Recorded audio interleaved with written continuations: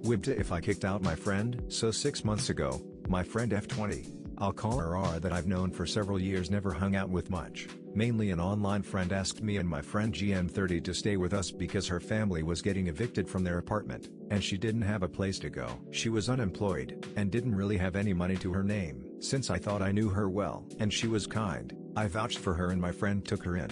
For context, I rent a room from G's house. Within the first few days of our being with us, G began to flirt with her and she consistently rejected him. She had a BF at the time. I was pretty disappointed in G and how he handled it, and after a couple months he started to threaten to kick her out, mentioning how she hadn't found work yet. Although the way he was talking to her, being a dick, putting her down, her refusing to date him was obviously at least part of the motivation for him wanting her out. Not wanting to see my friend homeless, I offered to pay her share of the rent on top of my own. Read as the only option G gave me, with the understanding that I'd do it until she got a job. She applied to a few places, claimed she didn't hear back from any of them. Fast forward about a month later, and R still hasn't applied to any new places or heard back from any others she's already applied to. I work at Walmart in a decently busy area, and as we all know, Walmart is almost always hiring. I told her a week or so ago because she asked me that I'd be more than happy to have her work with me, this way she wouldn't have to worry about transportation come wintertime, and she'd have a steady job while she looks for something else she'd rather be doing for work. She's told me a couple times now that she'll try applying.